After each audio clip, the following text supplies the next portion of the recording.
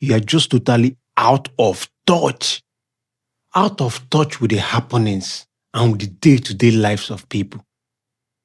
I'm so sure that this man is going to display his lack of touch. Nigerians, they're even creating the problem. The way they report insecurity is as if the entire country is consumed. Don't let people frighten you that the entire country is under siege. It's not about. It is not so. It's not about frightening. There are security. You see, this man, Bayo Onanuga, this is a spokesman for the president. You know, this is when you are in the villa, you are just totally out of touch with the happenings and with the day-to-day lives of people. I'm so sure that this man is going to display his lack of touch in this video. The video is I'm just a few seconds into this video, and he's already blaming the media for reporting the news. In other words, saying that the media is inflating the insecurity that is happening in Nigeria. Let's continue.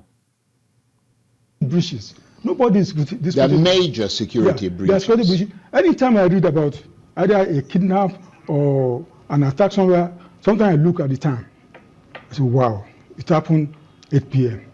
It happened 9 p.m. Sometimes 1 a.m. I say, wow. Yeah. So, just imagine. Anytime he reads about kidnapping or any news about insecurity, he sees that the event took place in the night. What it means is the early morning of the day, or 1 a.m. to 8 p.m., whatever. So in other words, we are not to live our lives like we have a curfew. We are not free to roam around. So what is the point of having a constitution or having freedom of movement if we are confined to a particular place and cannot move around once it's past 8 p.m., 9 p.m., 12 a.m., and the likes? Hey. Okay. A long time ago, the police told people. So in other words, it is our fault when we get kidnapped or robbed or harassed on the road by these bad people. So it is our fault that we should have been at home and not be outside. Traveling at night. They told them, stop traveling at night. That was even before Bola Tinubu said, stop traveling at night. What was the level of our currency when this president came in? Officially, 400 and something naira to $1. Unofficially, we had criminal arbitrage going on, about 100% more than the official rate. What the president did was say, look, let the naira find its true value. Let the naira find its true value. And I think yesterday also, either it was IMF or World Bank, and it's also saying that Nigeria currency, the true value, is about 1.1. That's 1,100 naira or so. Even though now today it's still 1,300 or something. Okay. Right here now, this is where he's speaking to those who are uninformed. It is true that the government of Bola Ahmed Tinubu decided to allow the naira find its value, and that's a very good thing. However, the actual value of the naira, it is not 1,100 as he's saying. Though I know that the market value currently is about 1,300 to $1. But the IMF said that the Nigerian naira its value is above what it is. But they're yet to probably conclude on it. He's lying here. And besides, why should $1 even be up to why should $1 be 1,000 naira? BN standard, which means the naira can even do better. The naira has found its value. The naira will appreciate more as we are going. We have been pigeonholed into a certain certain assumptions, certain conclusions. People just say it's like in the early days of this government. I think the president went to Lagos. I think it was coming from the Central Mosque, and somebody now did a voiceover. And that means we are hungry.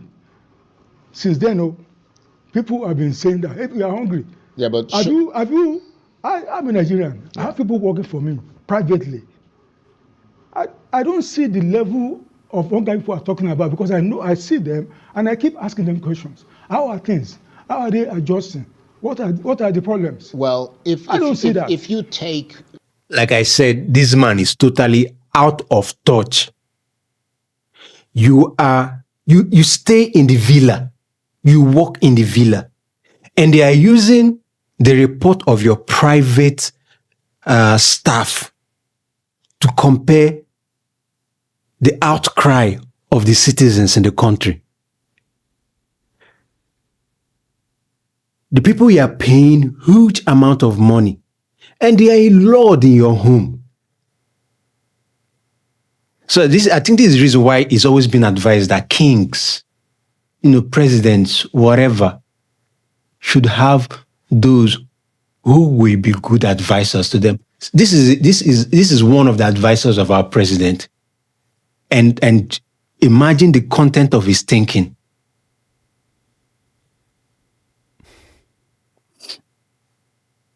So in other words, if your staff members are not complaining about the insecurity, or are not complaining about the hunger, are not complaining that what you are paying them is not enough for them to get by the month, you now think it's the same for everyone.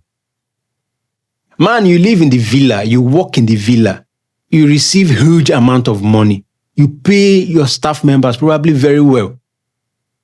And do not... Well, let's continue.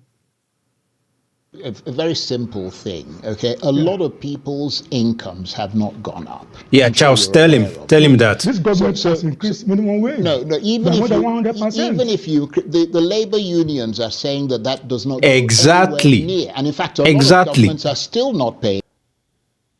Okay, I think this is the end of the clip from Bayo Onanuga on what's trending on Arise News.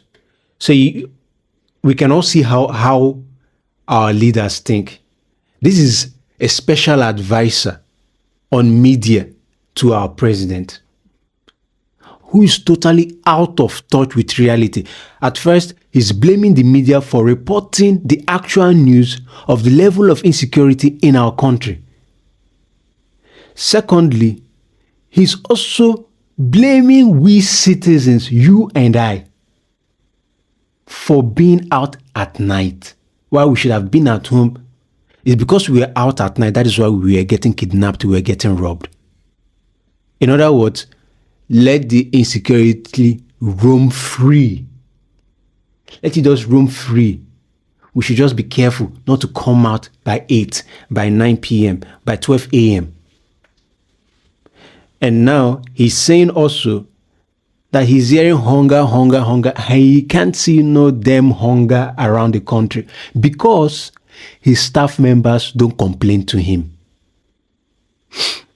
This is a man that is totally out of touch. And I think in this coming election, we all have to think critically of who we actually want to lead us. We look at those surrounding them, because they are the ones that will make them good leaders, not just the president, his advisors, his ministers. If they are not jobs like this man, then we're in trouble.